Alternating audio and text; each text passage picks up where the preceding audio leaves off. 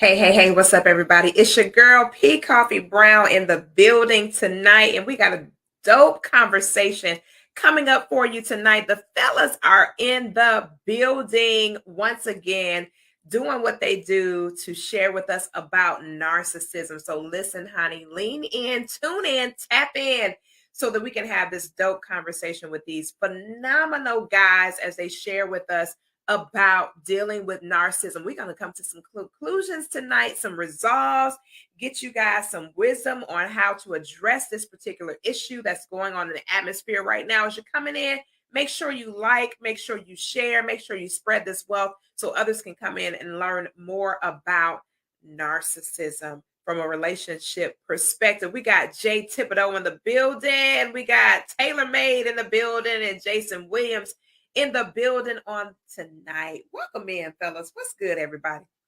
What's good? What's going on? How y'all doing?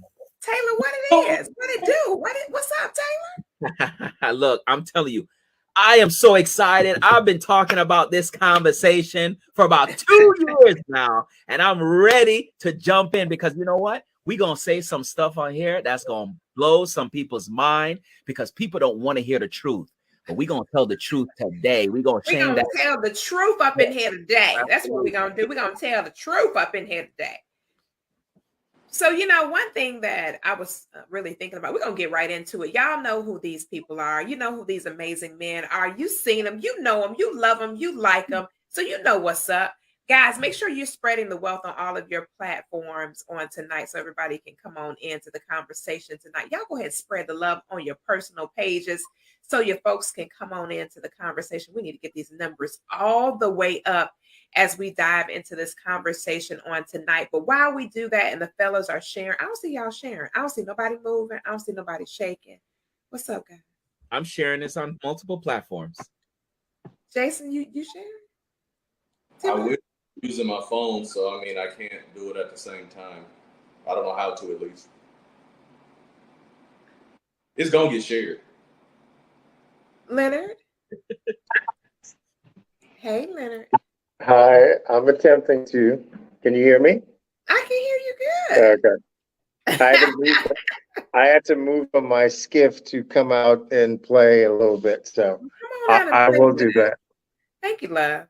All right, so while everybody else is doing what they do, I'm doing what I do as well to make sure that we got these folks in the building so they'll have an opportunity to come in and connect with us as we have this conversation on tonight. This is going to be a very important conversation because it is very important that we understand what we're dealing with when it comes to relationships and how we can really have some strong, healthy relationships without the BS. Okay. And I say that without being, inappropriate on the show. We got Pastor Jay in the we got Jay here in the building. That boy lit, baby. He out here putting this music out, getting the sons and daughters right, baby. He lit. Y'all seen Jay Hand in the building. Y'all better look now, because when Jay Hand blow up, they're gonna be like, that was Jason Hendrickson. That's who that was. What's up, everybody? Saying, what's happening, Jay Hand? Ain't nothing. Y'all all right? Everything is gravy. Boy, you look like you're about to sing a song, dog. Me. In the building. So as I was saying, it's so important that we understand having healthy relationships and what we need to do to make sure that those manifest. Again, as you're coming in, everybody go ahead, spread this wealth, let others know that we're live on the segment on tonight. We want as many people in the building tonight as possible to hear this information. And again, it's so important that we get to this space where we have healthy relationships. It's so much tainted stuff going on right now relationally as it pertains to our hue. We're talking about people of color. I can't speak for no other ethnos because I'm not that ethnos. But what I do know is in our communities are suffering. We're at over 80% of female-led homes right now. Over 80% of our homes are solely led by females. And there's some stuff going on, whether it be on our side or the fella side, but we need to get to some resolution and some resolve so that we can help the sons and daughters to have some healthy relationships. It's time for us to turn the corner, turn the page, and get ourselves right with the Creator and with each other so that we can show love, have love, and be love for somebody else. It's so important that we do that so that we can preserve our communities, our families, have these longevity lives going on. We got to work on that. We got to work on that. So tonight we're going to be talking about some resolutions. We're not going to be focused on the problem. We're going to be focused on solution-oriented information for you all to start turning that corner. So welcome in YouTube, LinkedIn, Facebook, Twitter, Instagram, everybody. Welcome in to the segment on tonight. We got all the fellas in the building. As you're coming in, go ahead, spread that wealth. Let others know that we're here on tonight for the dialogue and discussion. If you want to chime in, tune in, tap in, click that button to be able to put your comments in, and we'll be able to broadcast every single comment that you make while we're in the session on tonight, which is exciting. It's always cool to see the comments pop up as we have the discussion on tonight. So we're going to get this party started and we're going to get rolling. We're going to get rolling. As you can see, we got Jason Thibodeau in the building. Taylor Made Speaks. Pastor Jay Henn is in the building. Leonard is in the building. And also Jason Williams is in the building with us on tonight. And as a matter of fact, Taylor, are you an international best-selling author? I sure am. The time All is now. of these men, every last one of them are international best-selling authors. 4 of them are best-selling authors with our DFG Publishing House family. So that means Taylor got to come on with it. Taylor just got to come through with it. He got to be on. He got to be on with the team all the way in. Period. That's right. Period. That's right. That's right. You know. But Taylor is an international best-selling speaker, best-selling author, and of course he does speaking and all that good stuff. So anyway, these guys are reputable, they're solid, they're phenomenal men. They're not just talking out the side of their head. They have daughters and aunts and wives and all this kind of stuff in communities that they tap into to add value. So they are not here just to talk. They are adding value and they understand the importance of helping us as women to be able to identify some solid men in our lives. And sometimes we need help to do so. So we're going to get this party started. So we're going to start with Pastor Jay. Pastor Jay, as a thought leader, you're in this all the time. You, as well as Jason Williams, from a leadership perspective as it pertains to the community, you're in the thick of this all the time. What is one of the main things that you would recommend to us as women in our quest to identify life partnerships and strong, solid relationships? What's one of the things that you would help us to identify in a relationship? And one of the things you would help us to look to actually get away from, get close to, and get away from? 2 things. One thing you say, hey, watch out for this. This is a narcissistic something that you need to be aware of. And on the other hand, what is something that you would share with us to say, hey, that guy just might be a solid candidate for what you're after? The first thing I would say is to all the ladies and even the fellas, you have to identify if the relationship you're in is transactional or relational. I think that it is a poor decision to be in a transactional relationship and not know it. Because what happens is if you are in a transactional relationship and you no longer can commit to the transaction, you catch a brick. Whereas if you're in a relationship that's relational, that will love you in your good times, bad times, whether you can give or not, that's the key thing. And me being a pastor, I equate all relationships to God. God is not a transactional God because I can't keep up with how good he is, how faithful he is, how consistent he blesses me, how much he does for me. So if I was trying to do an exchange with God based on transaction, I would lose. So my relationship, all my relationships, my friendships, I try not to allow transactional relationships to become too personal to me because they can just end abruptly and they're just not that healthy. You have to compartmentalize them in order for those to work for you because they are necessary in certain aspects of your life. But when it comes to your personal life, I think that people need to start looking and hunting, in so many words, for relational relationships where you can actually benefit from the give and take. And if I happen to hit a hard season in my life, because you're relational with me, you'll cover me. You'll push me to recovery. You'll help me build myself back up. But if my relationship with you is transactional and I can't pay anymore, you're going to move on to the next person. As you know, as a man that has daughters and that talks to young ladies all the time, that's one of the things that I'm very, very adamant about, identifying and compartmentalizing who and what type of relationship you're in. Because again, that's the worst thing to do, for you to be in a transactional relationship thinking it's relational, and you giving your heart, you giving your mind, your body, your time, everything, and then they just dub you. Ooh, you said a whole lot. I want you to break that down when you say transactional, and then fellas, y'all can just go ahead and chime in because he done started something now.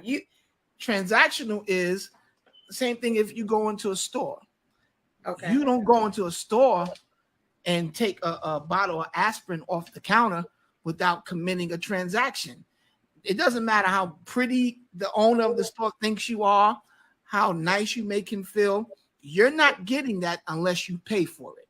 There's no emotions attached to it. There's nothing that matters other than an exchange. And in certain aspects, every relationship is transactional in a way, but when you allow that to be the substratum of your relationship or the foundation, and there's no relational aspect, because again, there's going to come a time where I can't perform. I may lose a job.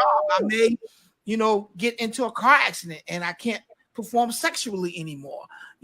Are you going to dub me because I can't transact with you anymore? But if we are relational, love covers a multitude of faults. It covers a multitude of flaws and proclivities. That's the thing that most women miss out, because they're attracted to the transaction. They're attracted to what you can do for me for the moment. But when you're wise, you understand, I'm getting into this looking 25 years down the road where I may not be able to transact like I can transact now. And I need to know that if I'm going to invest my time, my body, my gifts, my finances into something, is it going to pay off for me in the long run? And you only know that when the relationship that you're in is not transactional, but relational. Whew, dude, that's a lot. That is a lot. That's very good, sir. Thank you. I'm still stuck at the word. I'm stuck at the word where he said substratum. Go ahead, brother. All right. So no, but anyway. So P. Koffe, listen though. Here's the thing. When Pastor Jason was talking, I was thinking is he kept mentioning the transaction, but transactions are handled one of two ways. Either the person shows up leading with their merchandise. Oh, how you gonna start? Or can you guys hear me? Yeah, you good now because you. I'm sorry. Yeah, I said either the person shows up with their merchandise, which becomes the central focus point that the other person is now desiring. They're like, "Oh, I see what you're bringing, you're offering. I would like to use that." Or you have the people that seek for that come. Maybe you're not showing them anything, but if their goal is to just find the transaction, they will hang long enough to discover where that treasure lies, and then seek it, and then the transaction begins. Once that person agrees to it, the transaction begins. But all of us are wise enough to know, or should be wise enough to know, that no one comes into any relationship being 100% honest. I say this all the time. All of us lie in relationships. I don't care what nobody, I ain't no liar. No, because everybody puts their representative out first. You don't go into a relationship letting people know you snore or you slob while you sleep and you don't like to clean up after yourself. You come out with your hair cut, with your heels on, your toes done. You send out that representative, and that's not who we are. That's a part of who we are. We all start off every relationship with a little bit of dishonesty anyway. So we have to now see past that and understand that after I get past the representative, is this someone that I can be relational with? Because every woman that I have heard say, I don't need no man, you a liar. You're a liar, because that goes against the order of how God created us. We were created to meet the need of the opposite sex. God looked at everything that he created and said it was good except man. When it got to man, he said, oh, this ain't good. It's not good for us to be by ourselves. It's not in the intent of God for us to be by ourselves. So we all are created to be relational, but a lot of times we get caught in transaction more than we do relationships. So would you suggest that the way that, man, this is juicy. Would you suggest that the way that we start off relationships is not healthy? Because we start off with these expectations, and maybe it's narcissistic expectations. Taylor, help me with this one. Maybe it's narcissistic expectations. We start off with having the expectancy that, you know, hey, said guy, he gonna do this, he gonna do that, he gonna do this, he gonna do that. We going here, we gonna do this, this is how this is going to play out. And that's transactional. Are we causing the narcissism to be a part of our equation because that's how we're starting out? We're basically coming in with those tendencies of the my, and this is the way that whatever. Are we messing up in how we're starting off? Is that where the real problem's coming from? Well, I think that, first of all, I think a lot of people are delusional. Let's start there. A lot of people most people don't know what they want. Most people are wanting things that their girlfriend, their homeboy, their parents had. Oh, my daddy did this for my mother. Well, you ain't your daddy, and you ain't your mother.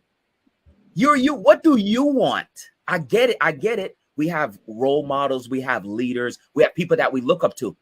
But what do you want? Let's start there, right? And until you have that honest answer, knowing what you want out of a relationship and not what everybody else have, then we can have a real truce on things that we're looking for. So yeah, I totally agree. We form this this picture in our mind, what we see on social media, what we see on TV, what we see what our friends have, and that's what I want. Well, then when you meet somebody, right? And I've always said this, you have to meet people where they are, right? Let me say that again. You have to meet people where they are. And the way how people are dating, yes, you might be intentional, but you're still going out there in the ocean. You're meeting random people, right? That's walking up to you, that you meet on social media, that's trying to holler at you, that want to take you out. You don't have a clue how they are, what their expectation is, what they're looking for. Because a lot of times, let's just be honest, the conversation don't get that far before the meet. Everybody's in a rush to meet the person, right? To see what they look like in person. Make sure they're not catfish. Let me see if they got a nice car. Let me see what they working with. You know, all of these superficial things, other than just having that conversation to say, hey, you know, some people can put everything on the table in the beginning, and some people, like Pastor Jay, you know, we don't put everything on the table, right? Because you put everything on the table, then you're going to scare some people away. A matter of fact, I think if everybody put everything on the table, nobody would have anybody. So I think we have to start there, where we have an honest conversation. We meet the person where they're at, and we build from there. That's good. Jason, I see you. I knew you was coming in. I seen you. Your whole eyes was just lit up. Man, these fellas here are definitely on point. And I want to add to it by just saying this. If we would stop coming into relationships thinking, what's in it for me? And start thinking, what can I bring to the table and what can we build? Or at least let's start with, let me get to know you, instead of the facade that you see on social media. Because case in point, pretty much everybody on social media, if you really pay attention, everybody's life usually looks pretty damn good. Looks like everybody's balling. Everybody got this nice ass car. I'm sorry, I might actually curse tonight. I've been trying not to. But everybody got these nice cars. They got this wonderful lifestyle. Everybody's balling out of control. They're always out. They're always doing all this other stuff. And when I see that and I meet somebody, one of the first things I may ask, and granted, I'm not in the dating field, but I used to travel a lot and I'd meet people between here and Louisiana. I'm in Texas. Between Texas and Louisiana, like it ain't nothing. And especially back in the day when I was single traveling, I would meet young ladies and they'd be like, "Oh, what can you do for me?" And I was like, "That's an interesting question. What can you do for me?" "Well, I don't really cook, I don't really clean, but I'll keep you satisfied." And like my other man, Pastor Jay, said, at some point, I'm going to reach a stage in my life to where there's certain things I can't perform like I used to when I was in my 20s. You know what I mean? Or I have other health issues, or like I am now, I don't always want to be on the scene. I'd like for you just to come right over here and sit down, hang out with me in the man cave. That's where I'm at. That's why you see a different background. Hang out in the man cave and let's just watch TV. Let's just have a conversation. If you always got to be on the scene, if you always got to be seen, the hell do I need you for? That's not a real relationship. A real relationship, you're going to have ups and downs. A real relationship, you're not going to always have that representative showing up. A real relationship, you don't always have to try to be that strong person. You don't have to be the loudest person in the room. You know what I mean? Show up and be your true self. Whether you know it or not, a lot of the men that you're, and I'm assuming, you know, with all these men on the panel, we're talking to the ladies. A lot of the men that you're looking for are looking for somebody who can humble themselves. Not everybody wants somebody overly boisterous, the loudest person in the room. I don't need you to show me how strong you are all the time. You want to show me how strong you are? Show me how you deal with real issues that we deal with from day to day. Who pissed you off at work? Do you even have a damn job? If you see the house is a mess, are you going to help me kind of halfway keep it clean, especially if you help me make that mess? These are just things that are in my mind. So when I meet somebody, or if I actually go visit your place, I'm looking at the same stuff you're looking at. How do you keep house? If every time I got to see you, you always made up and everything else, who the hell is the real you? Let me see you with that bonnet on. Not in Walmart. Keep it at the house. But if we're going to actually start getting to know each other, I don't need to see you with your face beat all the damn time. Hell, I'm a hugger. I like to hug. I don't need your face on my shoulder right here every damn time I see you. You see what I'm saying? Hey, Jay, I want to start talking with an accent like you. Hey, bro, this accent is I like that, man. It just sounds more believable. In Louisiana. Don't get him started with that. Listen, I love it. Let me try it real quick. I'm a hugger. I don't want to see your face right here on my shoulder. Pretty much. Pretty much. I just had a couple of outings where we had mixers, and I've gone to support other friends at stage plays and productions they had. And one of those days, I actually wore a white sport coat. By the time it was all said and done, I had half the people's faces that I hugged on both of my damn shoulders. I'm giving people the church hug, and they like, give me a real hug. I was like, I don't want to wear half of what you got on your face. It's already on your clothes. I don't need it on mine. See, that's why when I got on white, Jay, I fist bump. I don't hug nobody. I don't drink nothing red. I don't hug nobody. Good fist bump. That boy said I fist bump. I love it. Fist bump. I love it. But you know what? You brought up something that I think would help us to really dig deeper with people while we're dealing with them, and that is the concept of I really want to get to know who you are as a human being, just as a human being. I'm not asking you to go any further than the fact that you're human, I'm human. So two humans want to get to know each other. And I think that's one major reason why we're having all these experiences relationally, is because we're moving way too fast. I'm gonna give y'all this real quick. Leonard and I met through a group on Facebook.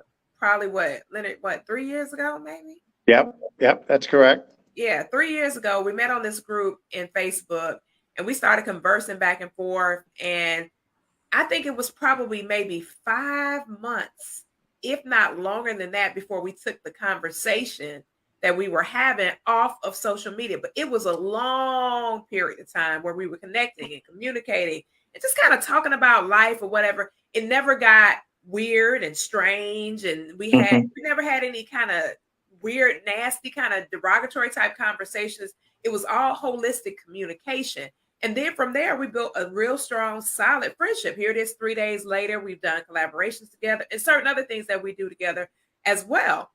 Right. But had we not had those building blocks and foundational things from a friendship perspective, then it would have been something turned bad, like the rest of the conversations that start off in the DMs. It would have been something crazy. I met Charles through social media. Although I knew who he was, he knew who I was. We actually didn't connect until social media and building those rapports, and then started doing collaborations, connecting, getting stuff done. But those conversations were never tainted. They were never unhealthy. They were never compromised. And I think a lot of the challenges with us with women is that when we find ourselves in a state of attraction to somebody, we don't understand that attraction doesn't mean intentional relationship. That doesn't mean that the son of God gonna be your husband. None of that. It has no weight to it. It's just you met somebody. There's some kind of form of attraction. Me and Taylor, we met in Clubhouse a year ago, and we've been buddies ever since that time. Again, no tainted conversations, nothing crazy. Me and Jason, both Jasons, met in direct sales years ago. I'm talking about many, many years ago. No tainted conversations, nothing crazy, nothing inappropriate. And that's why we're here today. This is how longevity happens between men and women. You got to start those foundations. Pastor Jay, I met Pastor Jay in New York at a conference. Been rolling ever since. He's written in 2 or 3 publications with us, Pastor Jay? 2 publications with us, getting ready to release his solo project. And so on and so forth. So I'm saying this to the ladies is that you got to slow down. We got to slow down as women, not just me, but all of us as women. We got to slow the train down to really get to know somebody's son, to even identify if he is somebody's son. We can tell the narcissistic stuff and everything else ahead of time before we even get involved if we stay unglued. If there is no transaction, then I don't have no issue. If there's no transaction, I mean, you don't have anything, I don't have anything. Both of us can walk away with a clean slate. We good. But when we start having these issues like Pastor Jay talked about with the transactions and giving energy, however you give the energy, DNA swaps, transactional financial swap, whatever the case might be, when somebody starts exchanging energy comes with an exchange rate. And that's another way that we're having these challenges is that we really don't want the exchange rate. We really don't want what we getting. And it's because we're initiating incorrectly. The initiation is wrong. There's something else I want to say. It might be taken slightly off topic, but there's a challenge I want to put out there and something I just want to put in thought to everybody who's listening, especially the ladies. While I will agree that as men, we need to step up, be in more of our children's life, be in the household more when we're producing kids and these types of things. To me, one of the most narcissistic behaviors that I see with women is that if the man is not there, especially if there's a son in the house, why are you raising that son to be the man that you complain about? Ooh, That's a narcissistic behavior. I'm gonna let Jason Williams go with that one. I want to sit here. I want y'all to think about that. You'll say there's no good men out here. At times, I hear that crap all the time, especially when I used to get on Clubhouse all the time. Taylor, you know what the hell I'm talking about. Well, I need these men to step up. I need this. I need that. I need this. I need that. No, baby, that's what you want. But the thing is, you got a young man at the house. Why not raise him to be that example? Because here's the deal. Most of the people in our circles are in their 30s and 40s, and most of us have kids. There's not always a man in the house. Pastor Jay, just like you, I'm a girl dad. So that's one of the things that I talk about as well.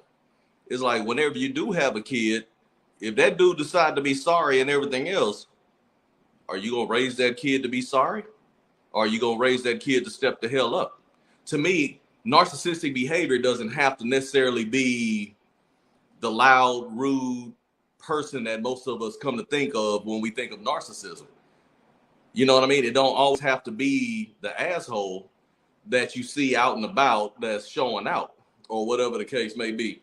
It can be what it is that you got going on in your own household. And that goes for girl dads that's raising your daughters. You know what I mean? Most of the time you'll notice that the men try to keep their daughters away from certain people because we know how we can be. Why are you not doing that with your sons as well? So, like I said, narcissism it can be very big, right? It doesn't have to be the traditional definitions that we like to put on it. And one of the things that you have to be careful of, and that's the reason why I said earlier about humbling yourselves, is because I was watching a young lady that was doing videos, and she would find videos online and she would talk about it, you know, like the things you see on TikTok. Somebody might make a video talking about how sorry somebody is and this, that, and the other, or how they may not like. One of the videos was talking about who eats first, the kids or the husband, right? There was a lot of women that got on there making videos themselves that she got a hold of, talking, you know, and they're expressing their opinions, and some of them are taking shots at her. It's like, if you disagree, that's fine. Just disagree. Not everything, number one, needs a damn comment. So you're looking for attention your damn self, right? And that's what my men's over here was talking about as well, whether you knew it or not, is also looking for attention as opposed to building an actual relationship.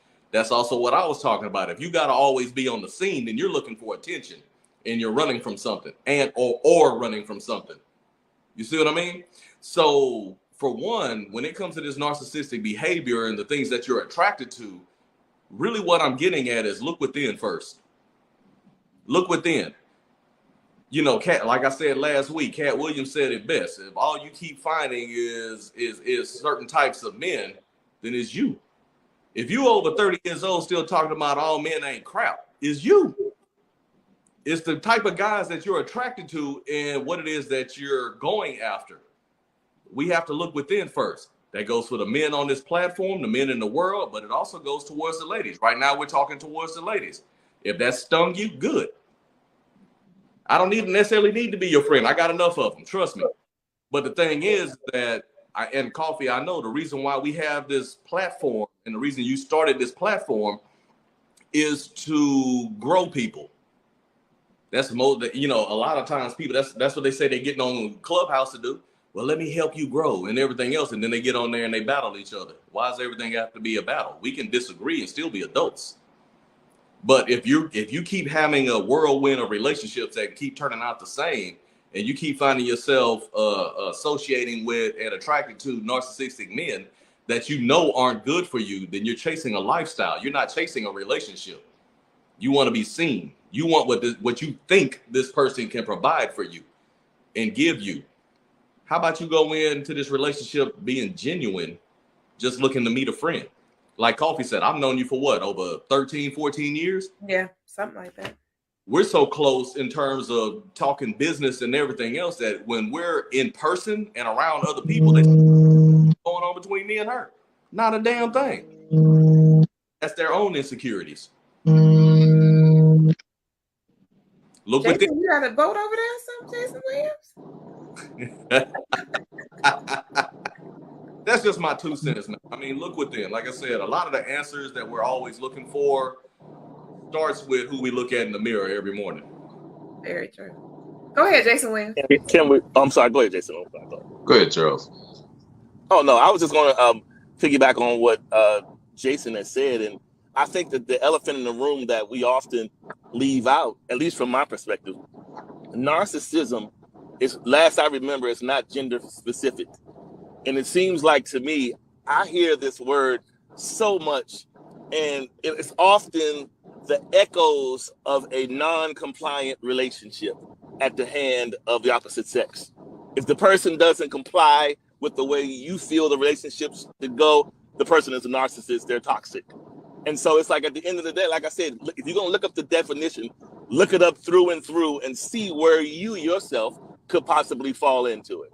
Because it's not just one gender, one style of person that's considered to walk in this particular issue. So yeah, that's all I have to say. As my on Clubhouse. my 2 cents. I think everyone has spoken on the appropriate trends and how everyday life people come into certain situations. It's always funny to me because I think when people are engaging and they're seeking things, they usually seek things 2 ways. Either something that they aspire to be or something that they want to understand. And when I say aspire to be, you can take it both ways. They can see other people close to them living a certain lifestyle, and they see a particular woman or a particular man, and they say, oh, if I get close to that person, I might be like this person that I'm looking at. But getting to peek in the mirror and understand that you and that person are completely unique and different. When we walk into situations, I converse all day, every day. That's my line of work, talking. So when you talk and you engage people's minds, you understand where their turns are, where they fall off the cliff, where they have everyday issues just like we go through. When you walk into a room, you don't necessarily have to be the loudest person. I think how you convey your thoughts, how you interact with people, humility takes you over the edge where you bring yourself to a level where you can hear, you can listen. Because sometimes, our word count for the day might be 1,000 words and we'd get up and just blob all along, but you're just talking and you're not listening. And sometimes the message is right there. If you just shut up for a second and say, okay, let me listen, let me engage this person's mind and see what they're about. It's not about the glitter. It's not about, oh, what plane can we jump on and, go to the sunset and whatnot. That guy or that girl might be a complete jackass, but they're just selling you the point to get you in that space where they can dominate you. And their trends and their beliefs and all they want is that glamour. What we see on social media, all of us see it every day. We laugh and we joke and whatnot. But in essence, people buy into that nonsense. So when they engage you and you know that you've seen that Christmas show for all of your life, you flip the channel because you already know. I'm not going to waste my time and engage with you because at the end of the day, the energy that you're giving is not the energy I want to receive. I'm not stepping into anything with the goal of getting something from it. Because in this world, what I've learned in the short 52 years I've been on this planet, it's always good to be kind. Because what comes back to you doesn't necessarily have to come back to you from the person standing in front of you. It might be down the road. And if for me, I've taken that approach all along, to be kind, to be open, to be nice. So when people walk into relationships, when the ladies come on, get to know who the person is. When you strip all that fanfare, all the 3-piece suits, all the high Gucci wear, when you strip all of that about, can I trust this person? Can I be real with this person? Can I be open and honest with this person, and that person would not be judgmental of who I am, where I'm at, and can they meet me in the middle? As one of my brothers said earlier, meet them where they are. Cross that line. But most times, what happens is if you come with an agenda, most times you overstep your boundaries, and when that happens, you try to take control. So if you don't get your results with instant gratification, oh, then the person is boring. Oh, they're too much for me. Or then you walk away and you kiss your blessings goodbye. That's how life is. But you cannot walk into you have to understand what you're walking to, even if you're not necessarily a relationship, but just engaging someone's space. Understand their thinking. Be patient. This is not a marathon. It's a work and a journey of life. The answers are not at every pit stop. Sometimes it might be miles away, but it's a journey to get there. And that's what makes it all fun. That's my 2 cents. Let me ask you something. Not you, but I'm just saying, just the people who are watching. And I mean, this goes to the people on the panel as well. I mean, I'm pretty sure the reason why we're on this panel is, Hey, Jason, let Jason Williams hop in. We skipped you, brother. My bad. Let me. Oh, it's all good. All right. It's all good. I guess the biggest thing for me is it's similar to what Leonard said, and it's also similar to what Pastor Jay said. Right now, the first conversation most people have is, what do you bring to the table? And we hear what people say, and we see what they say that they bring to the table and all this other stuff.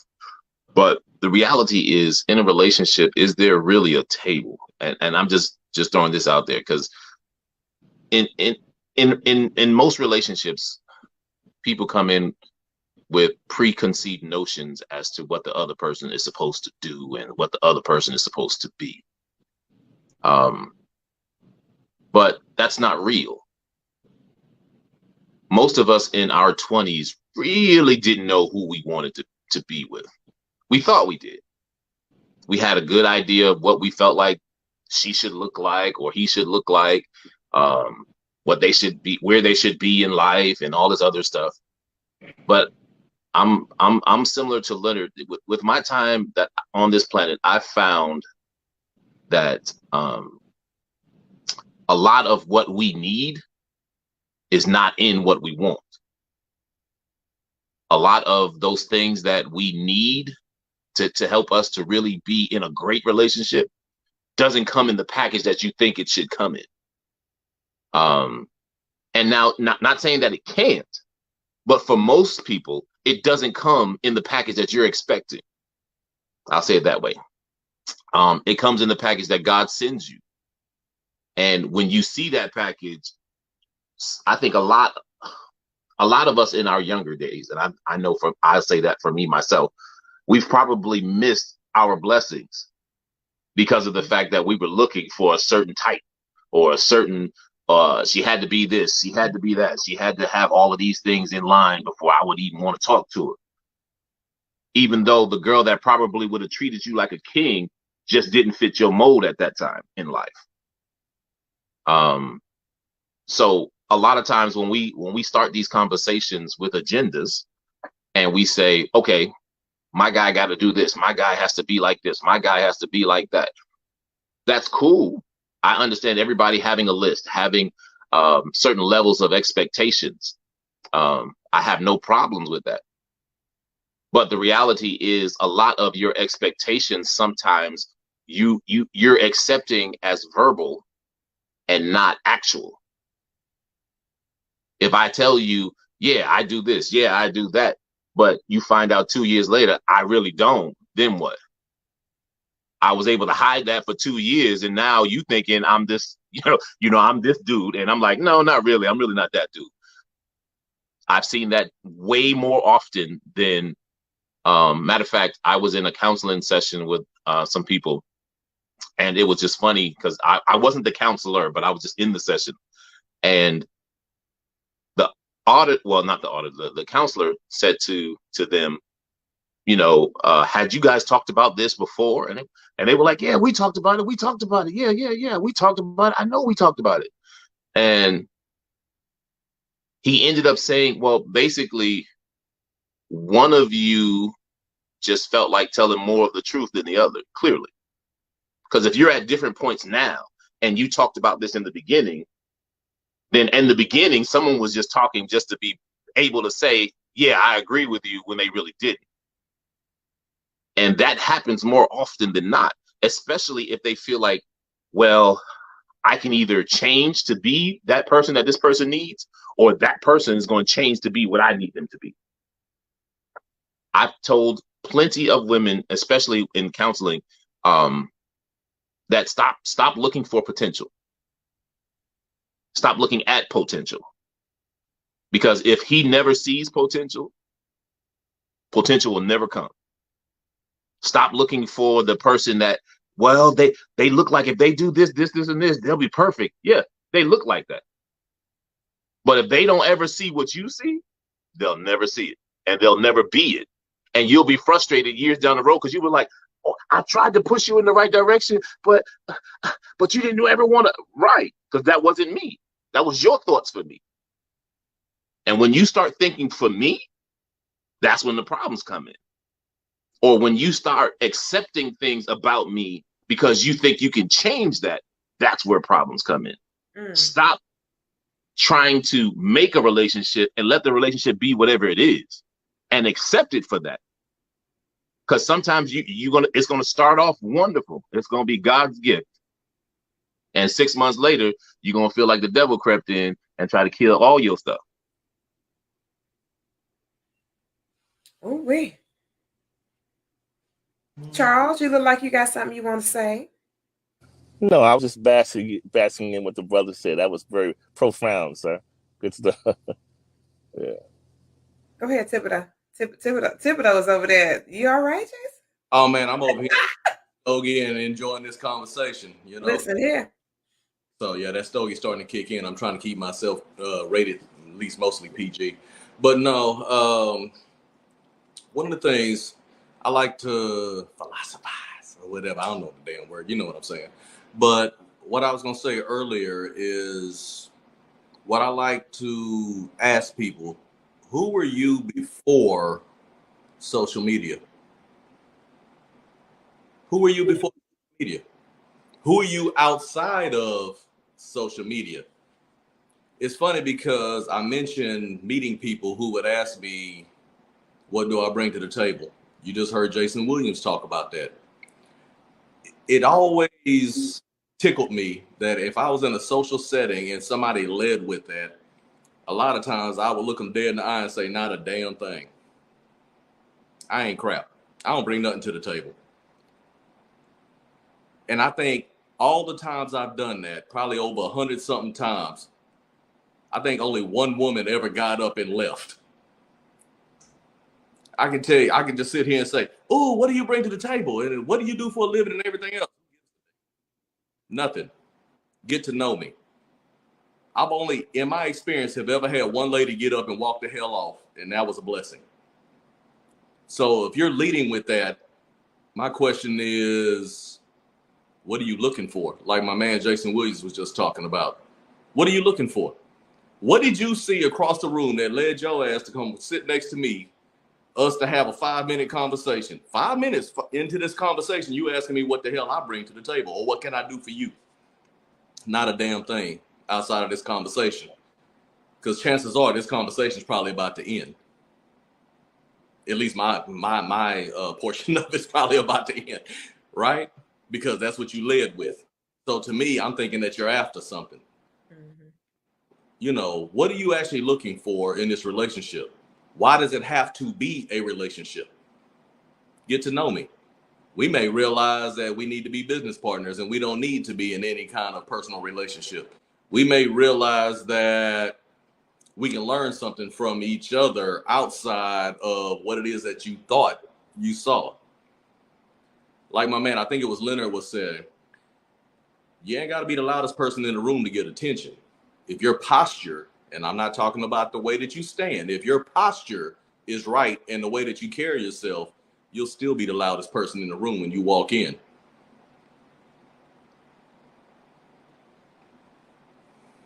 Period.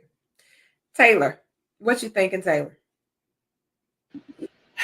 I mean, it's crazy. I think that, you know, it's really sad. And the reason I say it's really sad is because you see the shift in the world where everything now is led by materialistic and money. You see it in the movies. The you know, the rap songs, the rap videos. You see it, you know, I'm getting the bag, I'm getting the bag. You see it where now it's not I'm getting the bag, is I want a provider.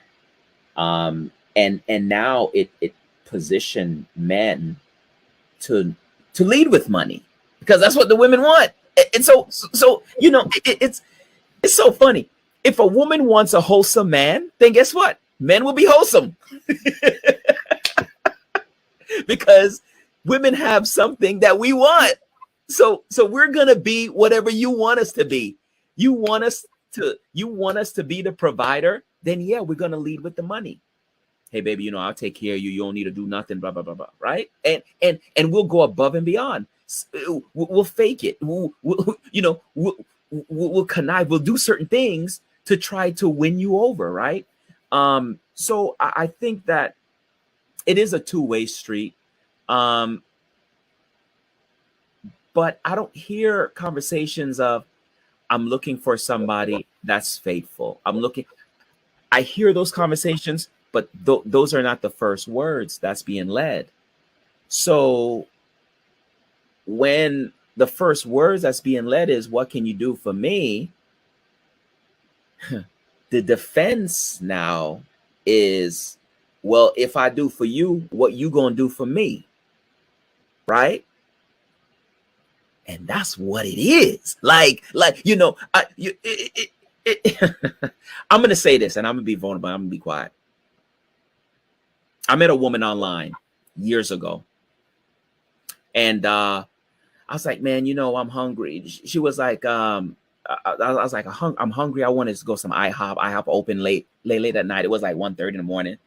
And I was, and you know, I was like, hey, do you want to meet up? This was first time our meeting up, right? Do you want to meet up? You know, we could go grab something to eat. And she came back and told me that she wanted, she goes, can you give me some money? Forget about the food. Okay. In my days back then, I'm like, okay, now we switch gears. It's on. Now we went from getting to know relationship path to now business. So now you want money and I want sex. And that's what it is. That's illegal, Taylor. That's illegal in a lot of places, Reverend. Now look, transactional. Oh my goodness. I knew Pastor Jay was going to act up on that one. The whole time I was waiting for him to drop the mic, and he just did. Perfect. Thank you. I was like, oh, Jay Hen got something to say about that now. And listen. But you know what? But it's true though. It's true. It's an unfortunate truth, because that's why I was saying, are we setting up the whole scenario wrong? Because if you listen to conversations that we have about relationships and dating, somebody always looking for somebody else to do something, like automatically, like, okay, well, So, you know, what I have learned and what I teach other women, especially in coaching sessions, I say, hey, when you first meet the son of God, one of God's sons, how about you learn how to go Dutch? You bring your resources to the table. Son of God bring his resources to the table. And everybody walks away with a clean slate. There's been no instance where anybody can feel like there's any violation because everybody participated. But isn't that sending the wrong message? Isn't that sending? No, it's not. What it is that you're showing that I am responsible for what I do in this scenario, and you're responsible for what you do in this scenario as we begin to get to know each other. Right. From there, we can take it to another perspective. But when we're first getting to know somebody and we say that this is a friendship and we're trying to get to know somebody, it doesn't require me giving you anything except for my time. Doesn't require anything else if I'm just getting to know you. And sometimes that's even a stretch, because I think that we call it in church discernment, but I think everybody has that intuition. Women may have it stronger than men, but once I pick up that you are a certain type of individual, you will never tap into a certain side of me, because I'm a provider by nature. And so when I'm out with a group of friends or I'm out with a young lady, if I pick up that she's on the up and up, nobody ever pays when they with me. That's just something that I like to do as a man. I'm like, yo, you with me? If you pull your card out on a date with me, I'm insulted. I take that as an offense, because I'm the type of man that says, yo, I got this when it comes to this part. But if I pick up that you're a user, that you trying to hustle, I done pick that up in the first 30 seconds I met you. First time we talk, I can pick it up. And I'm like, all right, so I compartmentalize you. You become a hit and quit type of situation where a transaction. It's a transaction. There's nothing. You become a transaction. No relation there, right. And we'll have relations, but there'll be no relational aspect to it. But there'll be no relating. Wow. Right. You have relations, but no relating. And then a thing that people need to understand: the quickest way to wisdom is questions. A lot of people don't know things because they don't ask questions. You're mesmerized by this personality that people have built on social media, and none of it is real. Nobody, like Jay said, nobody posts their failures. Nobody posts their accidents, the bad days that they have. People only post what they want you to believe. And if you're crazy enough to think that I don't have no bad days because all you see is me winning awards and putting out videos, I go through some real crap in my life. But I'm not going to post that part because that's private. That's for me, and that's reserved for the people that have proven to have a certain space in my life. And everybody they can handle that aspect of who you are. Because at the end of the day, exactly, everybody on this panel, everybody that's watching, we all have great days. We have, not so great days. And we pick and choose. And don't you realize, everybody needs to realize that one picture that you see posted, I took 15 before that. I only take one, Jay. But go ahead. No, you ain't that nice. You nice, but you ain't that nice. I'm not. I'm clean with it, dog. I'm clean with it. I've been doing it for a long time. I'm clean with it, dog. You understand what I'm saying? But people need to understand that, what you see is a progress to get to that point. Don't be deceived by people that are working to make something real in the world that's fake. It's like guys that are building businesses. I teach them to hustle. I'm like, you see these guys out here with 100,000 followers, bro, don't waste your time trying to do that the right way. Play the game in social media, because half of these dudes is paying for these followers. Right. It's not real. And we spend so much time trying to be integral and honest in a world that doesn't really exist. Social media is not real. It's not what it's supposed to be. So you got to know how to maneuver in these spaces and understand that I will become more informative if I ask the difficult questions. I don't care how nice your hips are, what color lipstick you wear. Outside pulchritude is false. Because who are you when you take all that stuff off? Can you cook? Can you minister to me when I've been beat up outside and I need a place of refuge? Can you be that for me? If not, I can get a good looking chick anywhere. I ain't no slouch. Ain't none of us slouches. You know what I'm saying? We could get that anywhere, but can you become a woman of substance that will become a partner that I can build a life with when I no longer have to be performative? because all of us that are out front and artists and creatives, we are constantly in performance mode. Yeah. But who am I when I come off the stage? Who am I when I come out the pulpit? Can you handle that dude? And if you can handle that dude, you're the one. Wow. I tell you, listen here. Lord, these men. Fellas, listen, listen, y'all, we gonna have to hit this one more time to close out the doors of the church. Of course, you know, we just listening to what you all are sharing. It's just so valuable for us as women to be able to take the nuggets. You know, it's like anything else, ladies. You chew up the meat, spit out the bones. Whatever doesn't apply to you, it doesn't apply. But I will say this: somebody needs to make application to what has been shared. It needs to be applied, and we've got to start changing our mindset as it pertains to relationships. And you know, Pastor, I love what you said about, you know, if you pull out your car, it's a problem. I make the statement that I made with the fact that I've never actually come out of my pocket to pay, but I have come to the table prepared to take care of what I participated in. Nonetheless, that's not always the case with everybody. You know, like you said, we're living in such an interesting time. And when you're getting to know somebody, you don't know what that person is going to be, what that outcome is going to be. That person, you don't know because you don't know them. And the more we get in this space of building relationships, investment of time, we got to invest in each other. And I think that's one of the biggest things that we're missing. That's why we don't catch the narcissistic traits. That's why we're not catching that this particular individual, like Charles said earlier, doesn't matter what the gender is. This particular individual is just not a healthy connection for me as a human being. Doesn't make them right or wrong, doesn't make them good or bad. It just doesn't make them good for me.